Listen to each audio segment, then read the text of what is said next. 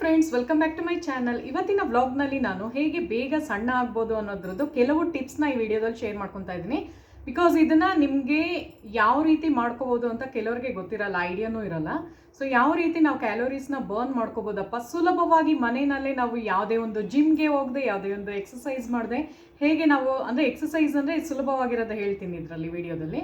So ಯಾವ ರೀತಿ ನಾವು ಫುಡ್ಡಿಂದ ಹಿಡಿದು ಎಲ್ಲ ಹೇಗೆ ಒಂಥರ ರೊಟೀನಾಗಿ ಡೈಲಿ ರೊಟೀನಲ್ಲಿ ನಾವು ತಂದ್ಕೊಂಬಂದರೆ ಫ್ರೆಂಡ್ಸ್ ಆರಾಮಾಗಿ ನೀವು ವೆಯ್ಟ್ ಲಾಸ್ ಮಾಡ್ಬೋದು. ಸೊ ಅದ್ರ ಬಗ್ಗೆ ನಾನು ಡೀಟೇಲಾಗಿ ಈ ವ್ಲಾಗಲ್ಲಿ ಹೇಳ್ತಾ ಇದ್ದೀನಿ. ಸೊ ಯಾರನ್ನು ಸ್ಕಿಪ್ ಮಾಡದೆ ನೋಡಬೇಡಿ, ಸ್ಕಿಪ್ ಮಾಡಿಬಿಟ್ಟು ನೋಡಬೇಡಿ, ಸ್ಕಿಪ್ ಮಾಡದೆ ನೋಡಿ.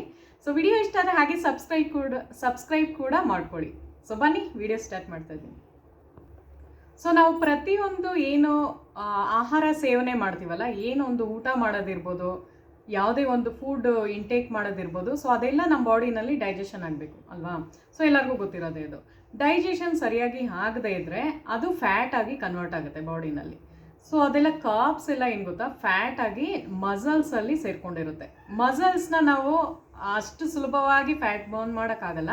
ಸೊ ಅದು ಯಾವ ರೀತಿ ಮಾಡಬೇಕು ಅಂತ ಜಿಮ್ ಟ್ರೈನರ್ಸ್ಗೆ ಗೊತ್ತಿರುತ್ತೆ, ಅಂದರೆ ಜಿಮ್ಗೆ ಹೋಗೋರಿಗೆ, ಆಯಿತಾ. ಸೊ ಅವ್ರು ಹೇಳ್ಕೊಟ್ಟಿರುವಂತಹ ಸುಲಭವಾಗಿ ಮನೇಲೇ ಮಾಡ್ಕೋಬೋದಾದಂತಹ ಕೆಲವು ಮೆಥಡ್ನ ನಾನು ಈ ವಿಡಿಯೋದಲ್ಲಿ ಶೇರ್ ಮಾಡ್ಕೊತಾ ಇದ್ದೀನಿ ನಿಮಗೆ. ಸೊ ಏನು ಗೊತ್ತಾ, ಎಲ್ಲರೂ ಹೋಗಿ ಜಿಮ್ಗೆ ಹೋಗ್ಬೇಕಾ ಅಂತ ಆ ಥರ ಏನಿಲ್ಲ. ನಾನು ಜಿಮ್ಗೆ ಹೋಗ್ತಾ ಇದ್ದೆ ಮುಂಚೆ, ಆಯಿತಾ. ಜಿಮ್ಗೆ ಹೋಗೋವರೆಗೂ ನಾವು ಸಣ್ಣ ಇರ್ತೀವಿ, ಬಟ್ ಅದನ್ನು ಕ್ವಿಟ್ ಮಾಡಿದಾಗ ಅಗೇನ್ ನಾವು ವೆಯ್ಟ್ ಗೇನ್ ಆಗ್ತೀವಿ. ಸೊ ಅದು ಬೇಡ ಅಲ್ವಾ ನಮಗೆ. ಸೊ ಆರಾಮಾಗಿ ಮನೆಯಲ್ಲೇ ಹೇಗೆ ನಾವು ಬ್ಯಾಲೆನ್ಸ್ಡ್ ಆಗಿರ್ಬೋದು, ಯಾವ ರೀತಿ ಸಣ್ಣ ಆಗ್ಬೋದು ಅಂತ ಈ ವಿಡಿಯೋದಲ್ಲಿ ನಾನು ನಿಮಗೆ ಶೇರ್ ಮಾಡ್ಕೊತಾ ಇದ್ದೀನಿ.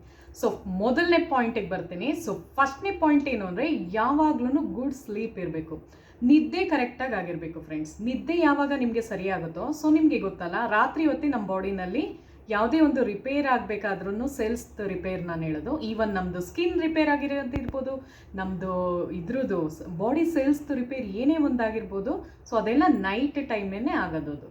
ಸೊ ಯಾವಾಗ ನೀವು ನಿದ್ದೆ ಸರಿಯಾಗಿ ಮಾಡದೇ ಇದ್ದಾಗ ಏನಾಗುತ್ತೆ ಅಂದರೆ ಡಿಸ್ಟರ್ಬೆನ್ಸ್ ಆಗುತ್ತೆ, ಆಯಿತಾ. ಸೊ ಬಾಡಿನಲ್ಲಿ ಮೆಟಬಾಲಿಕ್ ಏನೊಂದು ರೇಂಜ್ ಇರುತ್ತೋ ಅದು ಫ್ಲೆಕ್ಸಿಬಲ್ ಆಗಿರಲ್ಲ. ಸೊ ಅದು ವೇರಿಯೇಷನ್ ಆಗ್ತಾ ಇರುತ್ತೆ. ಸೊ ಅದು ಹೇಗೆ ನಾವು ಕರೆಕ್ಟಾಗಿ ಬ್ಯಾಲೆನ್ಸ್ ಮಾಡಬೇಕು ಅನ್ನೋದನ್ನು ನಾವು ತಿಳ್ಕೊಂಡಿರಬೇಕು. ಸೊ ಅದಕ್ಕೆ ನಾವು ಚೆನ್ನಾಗಿ ನಿದ್ದೆ ಮಾಡೋದನ್ನು ಕಲಿಬೇಕು, ಆಯಿತಾ. ಸೊ ನಿದ್ದೆ ಮಾಡಬೇಕು ಅಂದರೆ ನಿಮ್ಗೆ ನಿದ್ದೆ ಬರಬೇಕಲ್ಲ ಅಲ್ವಾ. ಸೊ ಅದಕ್ಕೆ ನೀವೇನು ಮಾಡಬೇಕು ಅಂದರೆ, ಮಲಗುವಾಗ ನೀವೇನು ಮಾಡಿ ಅಂದರೆ ಜಸ್ಟ್ ಒಂದು 2 ಮಿನಿಟ್ಸ್ ಅಷ್ಟೇ ಬ್ರೀತಿಂಗ್ ಎಕ್ಸಸೈಸ್ ಮಾಡ್ಕೊಳ್ಳಿ. ಸೊ ಇದು ಮೊದಲನೇ ಪಾಯಿಂಟ್ ಆಗಿರುತ್ತೆ ನೀವು ವೆಯ್ಟ್ ಸಣ್ಣ ಆಗೋದಕ್ಕೆ, ಆಯಿತಾ, ಅಂದರೆ ವೆಯ್ಟ್ ಲಾಸ್ ಮಾಡೋದಕ್ಕೆ, ವೆಯ್ಟ್ ಲೂಸ್ ಮಾಡ್ಕೊಳ್ಳೋಕ್ಕೆ.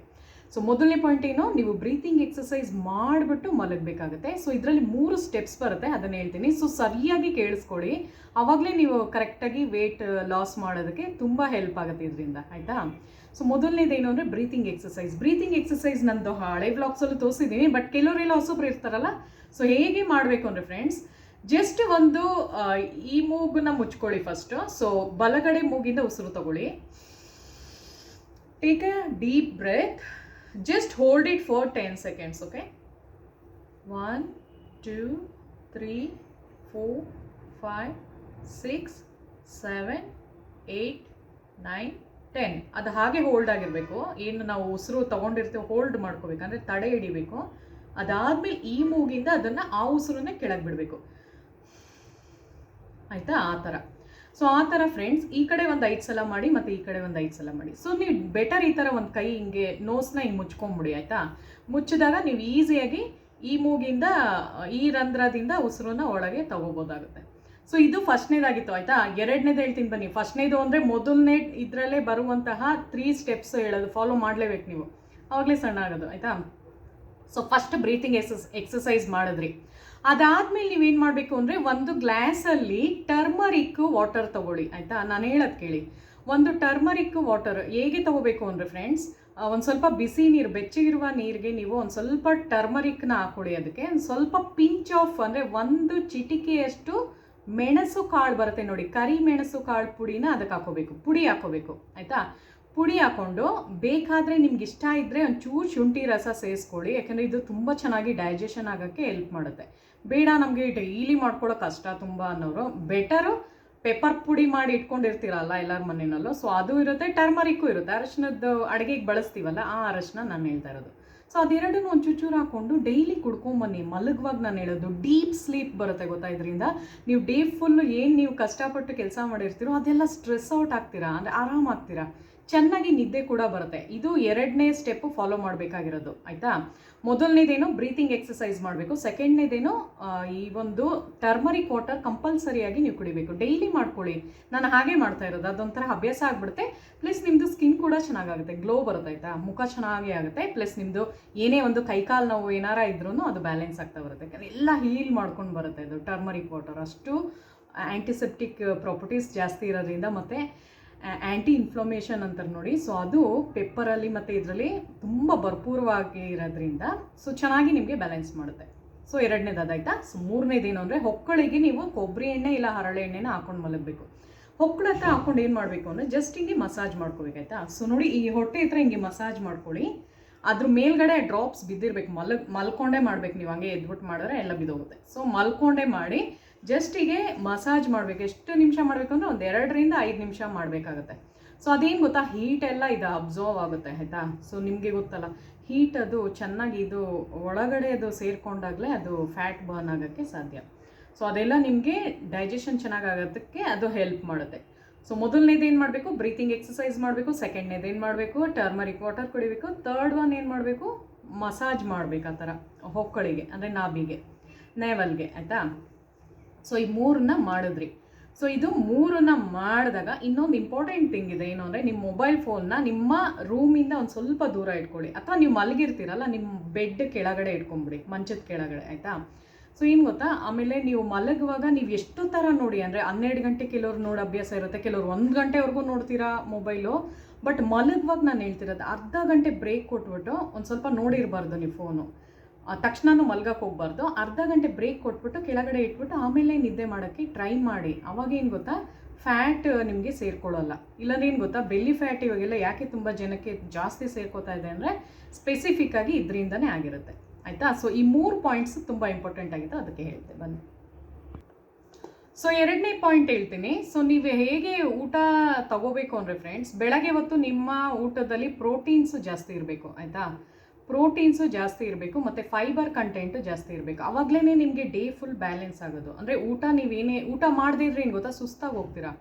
ಆವಾಗ ನಿಮಗೆ ಎನರ್ಜಿನೇ ಇರಲ್ಲ ಬಾಡಿನಲ್ಲಿ, ಏನು ಮಾಡೋಕ್ಕೂ ನಿಮಗೆ ಇಂಟ್ರೆಸ್ಟ್ ಬರಲ್ಲ. ಆವಾಗ ಇನ್ನೂ ಸ್ಟ್ರೆಸ್ ಜಾಸ್ತಿ ಆಗುತ್ತೆ, ಅರ್ಥ ಮಾಡ್ಕೊಳ್ಳಿ. ಆವಾಗ ವೆಯ್ಟ್ ಗೇನ್ ಆಗ್ತಾನೆ ಇರ್ತೀರ ಹೊರತು ಯಾರು ವೆಯ್ಟನ್ನು ಲೂಸ್ ಮಾಡ್ಕೊಳ್ಳೋಕ್ಕೆ ವೆಯ್ಟ್ನ ಸಾಧ್ಯ ಇಲ್ಲ. ಸೊ ಅದರಿಂದ ಏನು ಮಾಡಬೇಕು ಅಂದರೆ ಬೆಳಗ್ಗೆ ನೀವು ಪ್ರಾಪರಾಗಿ ನೀವೀಗ ಒಂದು 2-3 ಇಡ್ಲಿ ತಿನ್ನೋ ಜಾಗದಲ್ಲಿ 1 ಇಡ್ಲಿ ತಿನ್ನಿ, 3 ಪೂರಿ ತಿನ್ನೋ ಜಾಗದಲ್ಲಿ 1 ಪೂರಿ ತಿನ್ನಿ, ಆ ಥರ ನಾನು ಹೇಳೋದು ಆಯಿತಾ. ಅದ್ರ ಜೊತೆಗೆ ನೀವು ಊಟಕ್ಕೆ ಅಂದರೆ ತಿಂಡಿ ತಿನ್ನೋದಕ್ಕೆ ಮುಂಚೆ ಒಂದು ಸ್ವಲ್ಪ ಫ್ರೂಟ್ಸ್ನ ತೊಗೊಂಡಿರಿ. ಫ್ರೂಟ್ಸ್ ತಿಂದ್ಬಿಟ್ಟು ನೀವು ತೊಗೊಂಡಾಗ ಏನಾಗುತ್ತೆ ಅಂದರೆ ಬ್ರೇಕ್ ಕೊಟ್ಟು, ಸೊ ಅವಾಗ ಅದು ಬ್ಯಾಲೆನ್ಸ್ ಮಾಡುತ್ತೆ. ಜಾಸ್ತಿ ಕ್ರೇವಿಂಗ್ಸ್ ಅಂತಾರೆ ನೋಡಿ. ಸೊ ಕ್ರೇವಿಂಗ್ಸ್ ಬರಲ್ಲ, ಅಂದರೆ ಹೊಟ್ಟೆ ಹಸಿವಾಗೋದು ಬರಲ್ಲ. ಸೊ ಅಲ್ಲೇ ಸ್ಟಾಪ್ ಮಾಡುತ್ತೆ. ತುಂಬ ಜಾಸ್ತಿ ತಿನ್ನೋ ಜಾಗದಲ್ಲಿ ಕಡಿಮೆ ತಿಂದಿರ್ತೀರ. ಸೊ ಆ ಥರ ಆಯಿತಾ. ಸೊ ಅದನ್ನು ಮಾಡ್ಕೊಳ್ಳಿ. ಸೊ 2ನೇದು ಹೇಳ್ತೀನಿ ಬನ್ನಿ. ಆಮೇಲೆ ವೀಕ್ಲಿ ಒಂದ್ಸಲ ಆದಷ್ಟು ಒಂದು ಸ್ವಲ್ಪ ಫಾಸ್ಟಿಂಗ್ ಇರೋದಕ್ಕೆ ಟ್ರೈ ಮಾಡಿ ಫ್ರೆಂಡ್ಸ್ ಆಯಿತಾ. ಅಂದರೆ ಉಪವಾಸ ಇರಿ ಅಂದರೆ ಫುಲ್ ಡೇಯಿಂದ ಫುಲ್ ನೈಟು ಆ ಥರ ನಾನು ಹೇಳ್ತಾ ಇಲ್ಲ. ಮಾರ್ನಿಂಗ್ ಬರೀ ಫ್ರೂಟ್ಸ್ನ ತಿನ್ಕೊಂಬನ್ನಿ, ಮಧ್ಯಾಹ್ನ ಒಂದು ಸ್ವಲ್ಪ ಪಲ್ಯಗಳು ಆ ಥರ ತಿಂದಿರಿ, ಮತ್ತು ರಾತ್ರಿನೂ ಜ್ಯೂಸ್ ಮತ್ತು ಫ್ರೂಟ್ಸು ಮತ್ತು ಡ್ರೈ ಫ್ರೂಟ್ಸ್ ಅಷ್ಟು ತಿಂದಿರಿ ಅಷ್ಟೇ. ಸೊ ಏನು ಗೊತ್ತಾ, ಒಂದು ದಿನ ನೀವು ಆ ಥರ ಮಾಡಿದಾಗ ತುಂಬ ದಿವಸದಿಂದ ನಾವೇನು ಫ್ಯಾಟ್ ಸೇರ್ಕೊಂಡಿರುತ್ತೋ ಅದೆಲ್ಲ ಈಸಿಯಾಗಿ ಬರ್ನ್ ಆಗಲ್ಲ ಆಯಿತಾ. ಸೊ ನೀವೀಗ ಎಷ್ಟು ಕ್ಯಾಲೋರೀಸ್ನ ಬರ್ನ್ ಮಾಡಬೇಕು ಅಂತ ನೀವು ಟ್ರೈ ಮಾಡ್ತಾ ಇದ್ರು ನೀವು ಇವಾಗ ತಿಂದಿರೋ ಇದರಲ್ಲಿ ಒಂದು ಸ್ವಲ್ಪ ಅದು ಕಡಿಮೆ ಆಗ್ತಾ ಇರುತ್ತೆ ಹೊರತು ಮತ್ತೆ ತಿಂದಾಗ ಏನು ಅಂದರೆ ಅದೇ ಸೇರ್ಕೋತಾ ಇರುತ್ತೆ, ಡೆಪಾಸಿಟ್ ಆಗ್ತಾ ಇರುತ್ತೆ. ಸೊ ಆ ಒಂದು ಡೆಪಾಸಿಟ್ನ ನೀವು ರಿಲೀಸ್ ಮಾಡಬೇಕು ಅಂತ ಇದ್ದರೆ, ಅದನ್ನು ಕಡಿಮೆ ಮಾಡಬೇಕು ಅಂದರೆ ನಾವು ಅದಕ್ಕೆ ಜಾಸ್ತಿ ಕೆಲಸ ಕೊಡಬಾರ್ದಲ್ವಾ. ಸೊ ಸ್ಟಮಕ್ ಫ್ರೀ ಇದ್ದಾಗಲೇ ಅದು ಕೆಲಸ ಚೆನ್ನಾಗಿ ಮಾಡೋದಕ್ಕೆ ಸಾಧ್ಯ.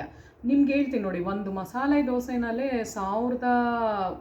1400ವರೆಗೂ ಕ್ಯಾಲೋರೀಸ್ ಇದೆ ಅಲ್ಲ. ಸೊ ಅದು ಎಷ್ಟು ನಾವು ನಮಗೆ ಆಸೆ ಪಟ್ಟು ನಾವು ತಿಂತೀವಿ, ಬಟ್ ಎಷ್ಟು ಫ್ಯಾಟ್ ಅದರಲ್ಲಿ ಸೇರ್ಕೊಂಡಿರುತ್ತೆ ಅಂದರೆ ಕ್ಯಾಲೋರೀಸ್ ಜಾಸ್ತಿ ಆಗಿರುತ್ತಲ್ವ.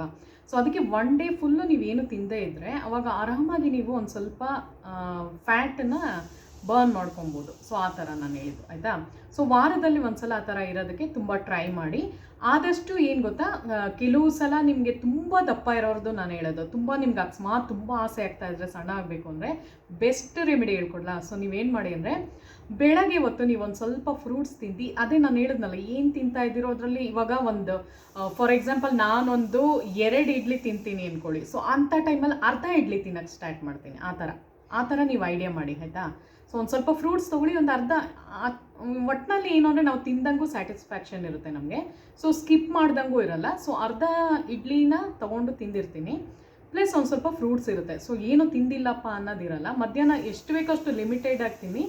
ಮತ್ತು ಸಾಯಂಕಾಲ ನಾನು ಹೇಳಿದ್ನಲ್ಲ ಡ್ರೈ ಫ್ರೂಟ್ಸು ಮತ್ತು ಇದು ಫ್ರೂಟ್ಸ್ ಆಗಿರ್ಬೋದು, ಯಾವ್ದಾರ ಒಂದು ಚೆನ್ನಾಗಿರುವಂತಹ ಒಂದು ಸ್ಮೂದಿ ಮಾಡ್ಕೊಂಡು ಕುಡಿಯೋದಾಗಿರ್ಬೋದು, ಅದೇ ಜಾಸ್ತಿ ನಿಮ್ಗೆ ಬೇಕಾಗಿರುವಂತಹ ಪೌಷ್ಟಿಕಾಂಶ ಎಲ್ಲ ಸಿಕ್ಕಿರುತ್ತೆ ಅದರಲ್ಲಿ. ಸೊ ವೆಯ್ಟ್ ಲೂಸ್ ಮಾಡಬೇಕು ಅನ್ನೋರಿಗೆ ನಾನು ಹೇಳ್ತಾ ಇರೋದು, ಸಣ್ಣ ಆಗಬೇಕು ಅನ್ನೋರಿಗೆ, ಆಯಿತಾ? ಸೊ ಆ ಥರ ಮಾಡಿ.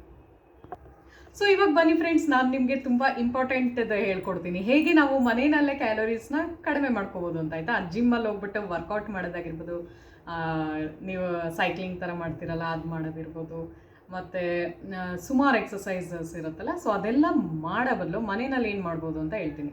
ಸೊ ಏನು ಮಾಡಿ ಅಂದರೆ ಒಂದು ಚೇರ್ನ ತಗೊಳ್ಳಿ, ಆಯಿತಾ? ಚೇರ್ನ ತಗೊಂಡು ಅದರಲ್ಲಿ ಕೂತ್ಕೊಳ್ಳಿ ಮತ್ತು ಎದ್ದೇಳಿ, ಕೂತ್ಕೊಳ್ಳಿ ಎದ್ದೇಳಿ, ಕೂತ್ಕೊಳ್ಳಿ ಎದ್ದೇಳಿ, ಈ ಥರ ಒಂದು 15 to 20 ಟೈಮ್ಸ್ ಮಾಡಿ, ಆಯಿತಾ? ಅದೇ ನಿಮ್ಗೆ ಒಂದು ಎಕ್ಸಸೈಸ್ ಆಯಿತು. ಅಂದರೆ ಕ್ಯಾಲೋರೀಸ್ ಬರ್ನ್ ಮಾಡೋ ಅಂಥ ಎಕ್ಸಸೈಸ್ ನಾನು ಹೇಳ್ಕೊಡ್ತಾ ಇರೋದು. ಸೊ ಅದೊಂದು ಆಯಿತಾ. ಮತ್ತು 1 ಲೀಟರ್ದು 2 ಬಾಟಲ್ನ ತಗೊಳ್ಳಿ, ಪ್ಲಾಸ್ಟಿಕ್ ಬಾಟ್ಲಲ್ಲಿ ನೀರು ತುಂಬಿಸಿ ಫಿಲ್ ಮಾಡಿ. ಸೊ ಅದನ್ನು ಜಸ್ಟ್ ಈ ಥರ ಕೈಯಲ್ಲಿ ಹೋಲ್ಡ್ ಮಾಡ್ಕೊಳ್ಳಿ, ಆಯಿತಾ? ಅಷ್ಟು ನಿಮಗೆ ಕ್ಯಾಲೋರೀಸ್ ಬರ್ನ್ ಆಗ್ತಾ ಬರುತ್ತೆ. ಯಾವಾಗ ನೀವು ಅದನ್ನು ಹೋಲ್ಡ್ ಮಾಡ್ತಿರೋ, 2 ಕೈಯಲ್ಲಿ ಹೋಲ್ಡ್ ಮಾಡಿದಾಗ ಅಷ್ಟು ಕ್ಯಾಲೋರೀಸ್ ನಿಮಗೆ ಬರ್ನ್ ಆಗಿರುತ್ತೆ. ಸೊ ಅದು 2ನೇದಾಯಿತು. ಸೊ 3ನೇದೇನು ಅಂದರೆ, ಆದಷ್ಟು ನಾನು ಹೇಳಿದ್ನಲ್ಲ ಮನೆಯಲ್ಲೇ ವಾಕ್ ಮಾಡೋದಕ್ಕೆ ಸ್ಟಾರ್ಟ್ ಮಾಡಿ. ಸುಮ್ಮನೆ ಬ್ರಿಸ್ಕ್ ವಾಕ್ ಥರ ಆ ಕಡೆಯಿಂದ ಈ ಕಡೆ ಬನ್ನಿ, ರೂಮಿಂದ ಹಾಲಿಗೆ ಬನ್ನಿ, ಹಾಲಿಂದ ರೂಮಿಗೆ ಬನ್ನಿ. ಸೊ ಆ ಥರನೇ ಮಾಡ್ತಾಯಿರಿ. ಸೊ ಸ್ಟೆಪ್ಸು ಎಷ್ಟು ಮಾಡ್ತಾ ಇದ್ದೀರಾ ಅಂತ ಕೌಂಟ್ ಆಗುತ್ತೆ, ಪ್ಲಸ್ ನಿಮ್ಮದು ಕ್ಯಾಲೋರೀಸ್ ಕೂಡ ಬರ್ನ್ ಆಗುತ್ತೆ. ಸೊ 4ನೇದೇನು ಅಂದರೆ, ನಗ್ತಾ ಇರಿ. ಯಾವಾಗಲೂ ನಗ್ತಾ ಇದ್ದಷ್ಟು ಜಾಸ್ತಿ ನಿಮ್ಮದು ಕ್ಯಾಲೋರೀಸ್ ಬರ್ನ್ ಆಗುತ್ತೆ, ಯಾಕೆಂದರೆ ಸ್ಟ್ರೆಸ್ ರಿಲೀಸ್ ಆಗ್ತಾ ಇರುತ್ತೆ. ಯಾವಾಗ ನೀವು ಹ್ಯಾಪಿ ಮೂಡಲ್ಲಿ ಇರ್ತೀರೋ, ನಾನು ಹೇಳಿದ್ನಲ್ಲ ಕಾರ್ಟಿಸೋಲ್ ಅನ್ನೋ ಒಂದು ಹಾರ್ಮೋನ್ಸ್ ರಿಲೀಸ್ ಜಾಸ್ತಿ ಆದಾಗಲೇ ನಿಮಗೆ ಸ್ಟ್ರೆಸ್ ಲೆವೆಲ್ ಜಾಸ್ತಿ ಆಗೋದು. ಯಾವಾಗ ಕಾರ್ಟಿಸೋಲ್ ಅನ್ನೋ ಹಾರ್ಮೋನ್ಸ್ ಕಡಿಮೆ ರಿಲೀಸ್ ಆಗುತ್ತೆ ಅಂದರೆ, ಜಾಸ್ತಿ ಹ್ಯಾಪಿ ಹಾರ್ಮೋನ್ಸ್ ರಿಲೀಸ್ ಆಗಂಗೆ ಮಾಡಬೇಕು ಅಂದರೆ ನಾವು ನಗ್ತಾ ಇರಬೇಕು.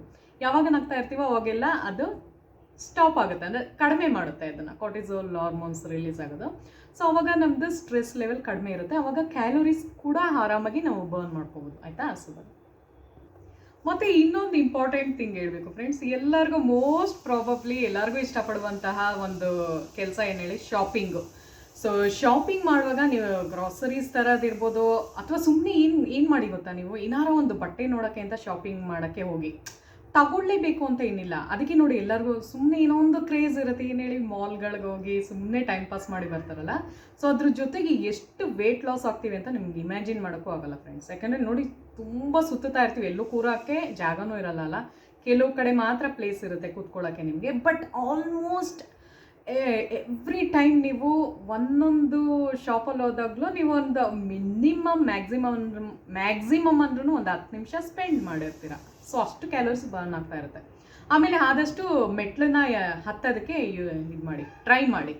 ಲಿಫ್ಟನ್ನ ಕಡಿಮೆ ಉಪಯೋಗಿಸಿ, ತುಂಬ ಮೇಲ್ಗಡೆ ಫ್ಲೋರ್ಸ್ ಇದ್ದಾರೆ ಆ ಥರ ಲಿಫ್ಟ್ ಯೂಸ್ ಮಾಡಿ, ಇಲ್ಲ ಜಾಸ್ತಿ ಸ್ಟೆಪ್ಸ್ನ ಯೂಸ್ ಮಾಡಿ.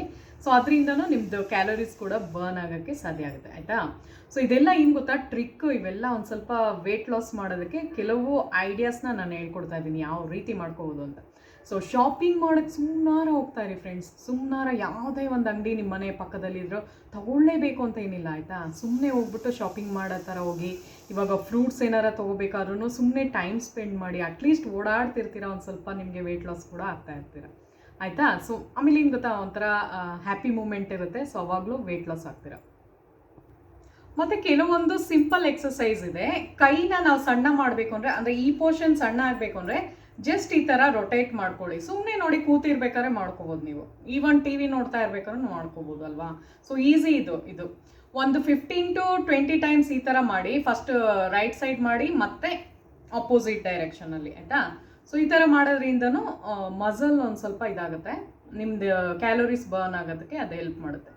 ಸೊ ಆ ಥರ ಎಲ್ಲ ಕೆಲವೊಂದು ನಾನು ಹೇಳಿದ್ನಲ್ಲ, ಪತಂಜಲಿ ಯೋಗ ಕೂಡ ಮಾಡ್ಬೋದು. ಅಂದರೆ ಕಾಲ್ದಿಂಗ್ ಇಟ್ಕೊಂಡು ಬಟರ್ಫ್ಲೈ ಯೋಗ ಥರ ಬರುತ್ತೆ ನೋಡಿ. ಸೊ ಅದು ಮಾಡ್ಕೊಳ್ಳಿ, ಅದು ತುಂಬ ಥೈಸ್ ಎಲ್ಲ ಈ ತೊಡೆ ಭಾಗದ ಹತ್ರ ಏನು ಫ್ಯಾಟ್ ಸೇರ್ಕೊಂಡಿರುತ್ತೋ ಅದೆಲ್ಲ ಬರ್ನ್ ಆಗೋದಕ್ಕೆ ಹೆಲ್ಪ್ ಮಾಡುತ್ತೆ.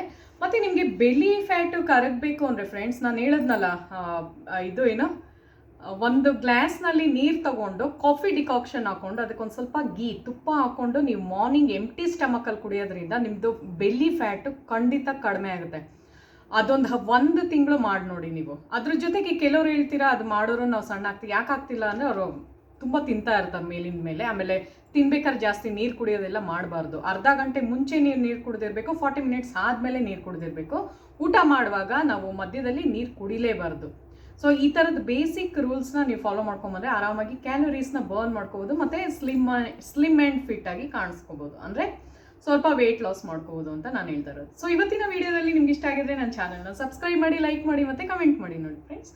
ಸೊ ಮುಂದಿನ ವಿಡಿಯೋದಲ್ಲಿ ಸಿಗೋಣ. Thank you so much.